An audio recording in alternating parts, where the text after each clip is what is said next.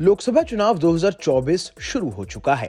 2 चरणों की वोटिंग हो चुकी है, तो वहीं तीसरे चरण की वोटिंग 7 मई को है। सभी पार्टियां इस बार ज्यादा से ज्यादा सीटें जीतने के लिए अलग-अलग स्ट्रेटेजी अपना रही हैं। बीजेपी की बात करें तो पार्टी ने इस बार कई मौजूदा सांसदों का टिकट काटकर नए चेहरों पर दांव खेला है। अब तक बीजेपी करीब 110 से ज्यादा सांसदों का टिकट काट चुकी है और ये सिलसिला अभी भी जारी है। कल यानी 27 अप्रैल को महाराष्ट्र की Mumbai north central Lok Sabha seat से बीजेपी ने पूनम महाजन का टिकट काटकर उज्जवल निकम को अपना प्रत्याशी बनाया है। वहीं इसके बाद पूनम महाजन की पहली प्रतिक्रिया सामने आई है। उन्होंने कहा कि यहां के लोगों के साथ मेरा रिश्ता बना रहेगा।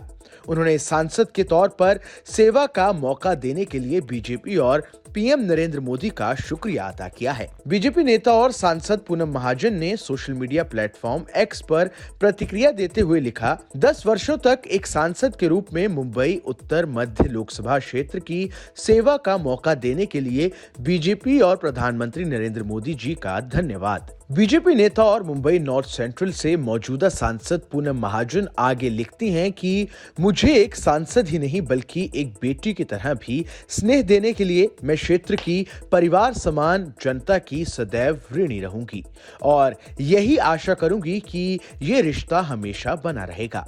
मेरे आदर्श मेरे पिता स्वर्गीय प्रमोद महाजन जी ने मुझे राष्ट्र प्रथम फिर हम का जो मार्ग दिखाया, मैं ईश्वर से यही प्रार्थना करती हूं कि आजीवन उसी मार्ग पर चल सकूं।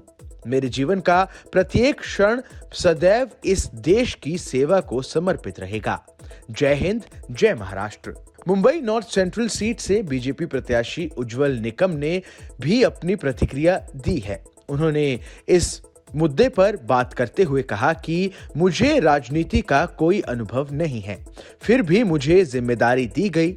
उन्होंने पूनम महाजन का भी जिक्र किया। उन्होंने कहा कि प्रमोद महाजन हत्याकांड का मामला जब मैं लड़ रहा था, तब पूनम महाजन मुझसे हमेशा मिला करती थी।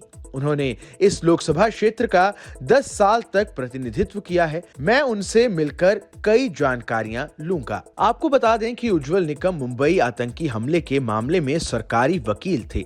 निकम 1993 के मुंबई सिलसिलेवार विस्फोटों और 26/11 हमलों के बाद पकड़े गए आतंकवादी अजमल कसाब के मुकदमे जैसे कई महत्वपूर्ण मामलों में विशेष लोक अभियोजक रह चुके हैं। लेकिन आपको क्या लगता है, आखिर इस बार बीजेपी की मौजूदा सांसदों का टिकट काटकर नए चेहरों पर दांव खेलने की स्ट्रेटजी आखिर कितनी कारगर साबित होगी? हमें कमेंट कर जरूर बताएं। देश दुनिया की तमाम बड़ी खबरों के लिए देखते रहें न्यूज़ नेशन का डिजिटल प्लेटफॉर्म।